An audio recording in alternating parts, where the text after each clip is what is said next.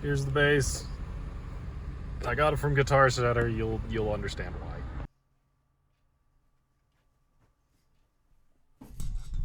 Motherfucker, we gotta talk. Okay, but seriously. First of all, ignore the fact that I am a complete mess and that everything else behind you is complete mess. I am a student. I have a lot going on all the fucking time. However, you read the title. I got a new bass, and that new bass is the $40 USA Fender made in Mexico Squier Precision bass. It's a lot of words. Allow me to unpack them one at a time. The year is 1992, and you're Fender, and you open up a new made in Mexico factory in Strata, Mexico, I think, is where it was. And then you're like, oh, business is great. We're making these nice, more affordable Fender models. And then your factory burns down and you fall way behind on your orders for a few years. And then your factory is rebuilt in like 1996 or something. And 1998 rolls around and you're just way behind on orders. And you're like, oh shit, dude, we gotta make Squiers in Mexico. But they don't have all the wood that they need. So we gotta send them bodies and necks in order to get down there. And all that comes together, and it might be vaguely correct. And that's how you get here. This is my new bass. And this thing's got a wild and wacky story. It's just a red P bass. It's kind of a hunk of shit. And by kind of, I mean it very much is. The screws are rusted out. The screws on the pickups are rusted out. The pickup covers are cracked. The screws on the pickups are also stripped to all high hell. I'll put a picture up here somewhere or something. The fretboard is dirty, but we're going to fix that today because I got a little shum here that we could use to fix that. And the neck's been through hell and back, and it was $40. Allow me to explain. Cue about a couple of months ago. Guy comes into the store that I work at. I work at a music store, for those of you who don't know. And he's like, hey, so like looking at Yamaha amps and stuff like that, he brought his son in. His son was looking to learn to play an instrument. He was looking at the bass wall. He grabs a bass, and I was like, hey, man, let me show you a thing or two. So I give this man a quick rundown on Bass 101 on how to hold the thing and kind of how to use your little fingies and go, bah, bah, bah, bah, bah, you know what I mean? And with that, like he started actually like, holding down a low E, and then I told him like, all right, fret here, and he had his hands look like they were broken, but he was fretting a G, so I was like, all right, cool, we're making progress here. And it was really cool. He leaves the store, I work the rest of the day, then I go home. End of story there. About a couple of weeks after that event, I go to Guitar Center, and they got this brand new used bass in, and it was $80. They priced it at $80, and it was this guy. It was on the wall. I grabbed it, played it. The tone knob was very scratchy. It looked beat to shit. Kind of loved the charm of it, and I saw that it was born in 1998. And by born in 1998, I mean I was born in 1998, and this bass was also manufactured in 1998. I was like, oh, that's so cool.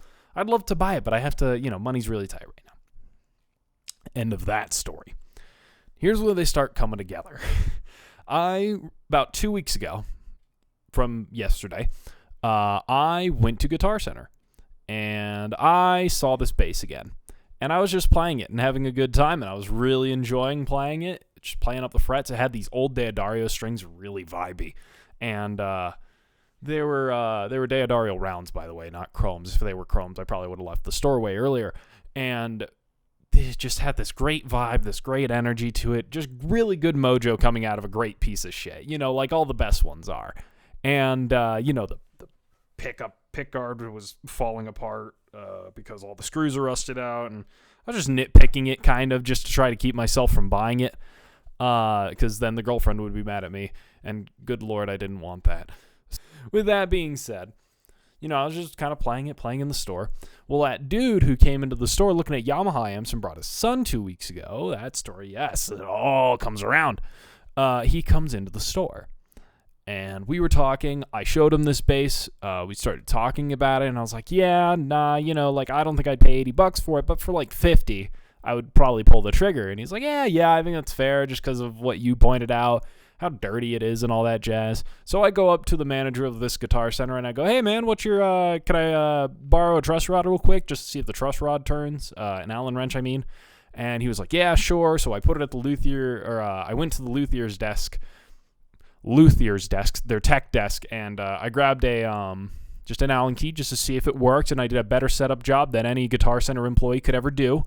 And it turned and the neck just went straight flat, and I was like, wow, that's fantastic. This thing's actually in pretty good shape underneath. It's got really good bones despite having the Squier brand name and the Made in Mexico like moniker. A really weird fusion of Fender history instrument stuff. It's a weird Fender, pretty much. I was like, all right, cool, so it turns. What's your best price on it? He said the one on the tag, which was $80, and I was like, can't do that. And I went to put it away. Then I picked it back up, played it a little bit more, and the guy comes up to me. He's like, hey, man, what did he give you? And I said, they're not going to move on it. They got it in pretty recently. And he was like, oh, okay. And I was like, yeah. And jokingly, I said, well, the only way I could really afford it is if you bought it for me. On to which he said, if you got $50, you gave my son a bass lesson. You got $50, I'll cover the rest. And I was like, can we split it 50-50 because of my financial situation being ass? I have to afford this place and go to school for like 18 credit hours or some bullshit. And I didn't mention that part. I just said, hey, my financial situation's rough. Can we split it 50-50? He said yes, which means that when it was all said and done, this bass came out to be $43.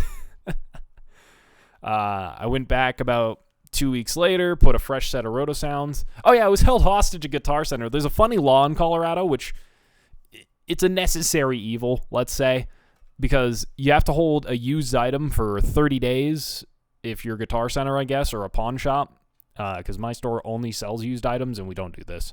But Guitar Center happened to oblige by this, so I didn't fight it because it was law shit, and it might have been different for like a corporate entity or whatever the fuck.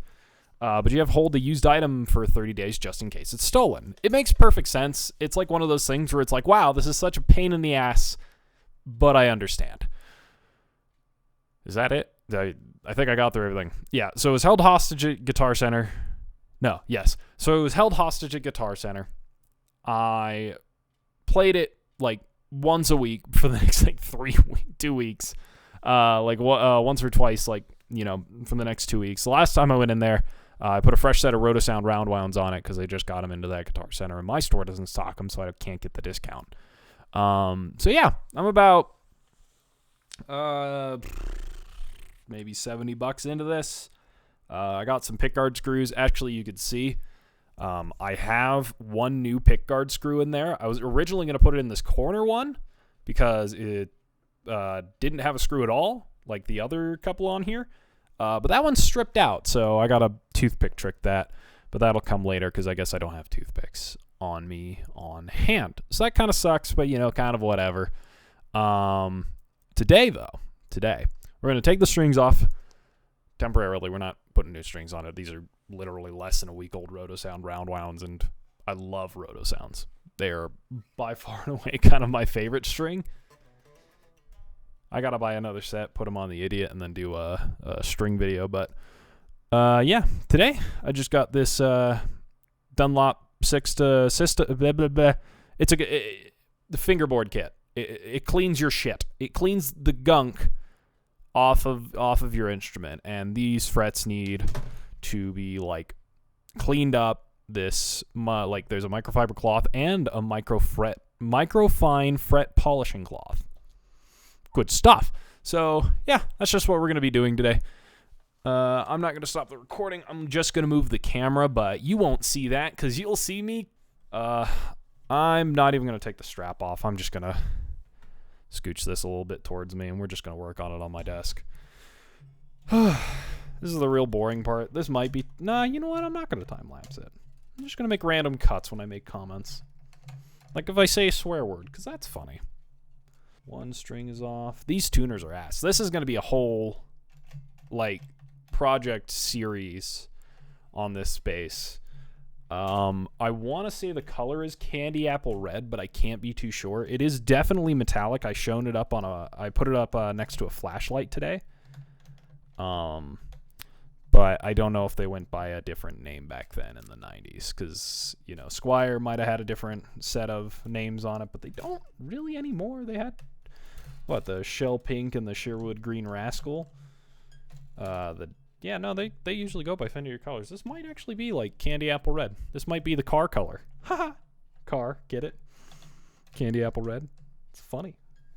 Oh, this last tuner is so sticky. It like sticks and also has like a gap in it. But then again, this bass is also 24 years old. Probably 25 actually. This bass might have been completed before I was born, is likely. Or maybe sometime shortly after, who knows. Actually, no, I was born in 1998. This thing's probably 25. Ooh, yeah. Hold on, let me get you a good zoom in on the oh, yeah. I don't know if it shows very well under the shitty light, but yeah, that's nasty. Let's see what I get in this thing though. It's still got the funny tag for my job on it. I bought the last one. Kind of unintentionally. I just kind of bought it because I walked up to the luthier and I was like, hey, I need to clean off some frets and a fingerboard, and he's like, buy the little kits that we have up front. It should have this and this in it. And I was like, oh, sick, thanks, Max. The luthier's name is Max. He's the only guy I'll probably actually name drop because he is a great guy and a great luthier. If you're looking for luthier needs, what is his company business? Pendragon Guitar Infirmary in Colorado Springs. Great guy. Come on. Seriously, come on down. Cleaner and prep. Shake well. Apply to the fingerboard using a clean cloth. Looks like the instructions here on the side of the bottle, and then this is like 8,000 grit sandpaper, which is real fine, which is actually kind of perfect. And then this is a little cleaning cloth, so I probably can just go, you know, and then take this and really finely grab the rest. Actually, you know what? I should, I'm going to sand the frets down first, and then after that, I'll clean up the fingerboard, because then I could just be done by the end of it. And, like, I bet some of you are probably screaming, like, you should be protecting your fingerboard. Bro, this bass is $40. Like, I give a fuck. Here we are, baby, in motherfucking phone cam. But, I mean, look at the frets back here, right? Look at how shiny that is compared to how dull it is up here. Like, holy shit. Just thought I'd show that. I care enough to, like, you know, do stuff like this to it. I don't care enough to, you know, try to raise the value of it or some shit. You know, shit like that. Like, like where's the line of where it's no longer worth my time kind of thing? Tells me to shake well. Max was right. Oh, that odor is foul. Thank God Smell-O-Vision didn't catch on. This shit is awful. You guys are fucking lucky. Wish I had a neck block of some kind, but I don't. Alrighty. Danger, harmful, or whatever. Only use on unfinished fingerboards. Rosewood. Perfect. Shaking. There's a little bit of rosewood behind the nut. You always want to make sure to get a little bit of rosewood behind the nut. Because if you don't, it just doesn't look as good. It doesn't look uniform. Now what we're going to do, instead of using a new rag, is use this dry part that I didn't use and just wipe away the excess. Ooh, look at that. Spicy. Wow. We're back. This thing smells kind of jank, but it looks a whole lot better. Holy moly, this thing is rad looking now. I'm actually really surprised. I didn't think it would do that good of a job. I didn't get all the excess oil. This is beautiful. I mean, the paint job is still a good 10-footer, but this is just the first bit of a laundry list of things I wanted to do this thing. The pickup covers need to be replaced. The screws on the pickguard need to be replaced, and the holes need to be undone. The bridge is doing the funny Rickenbacker trick and bending inwards, so that's really, really cool. And of course, the tuners are just old and kind of ass. But I mean, when it's all said and done, it's gonna be such a slick bass. I might even replace the knobs too, because those are pretty dirty. But I don't know, man. Like, this thing's just gonna be a fun little project for me. I think it sounds excellent. Tone demo in 3, 2, 1. Oh, hey, post-video making Austin here. Hey, look, there's all the audio of what you're hearing and what you're going to hear in the future. Fantastic. Anyway, all audio is going to be going through my Aguilar Tone Hammer 500. Here's the settings I have it at. DI straight into my little Focusrite nugget over there. Look at the pretty things that my girlfriend does for me. Anyway, bye-bye!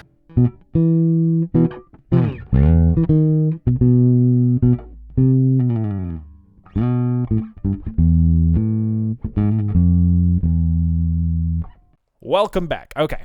Yeah, I think it sounds super excellent. However, I don't think it needs a new pickup. Let me know in the comments if you think that I should replace the pickup on this thing. Let this thing be a pickup donkey of all things. Who knows? But yeah, I think that'll conclude this. Thank you for coming along with me. You're probably going to see more of this bass. I'm just a P bass guy at the end of the day. The custom ordered one that I have is a P bass, for those of you who don't know. Like, this is just what feels right in the world. This is what feels good. I might sand this finish down because it's like glossy, but it feels slimy. I might just need to Clorox it, but that'll be stuff I can do off camera. Anyway, do all the regular YouTube jargon and bullshit, and I will see you later. Peace.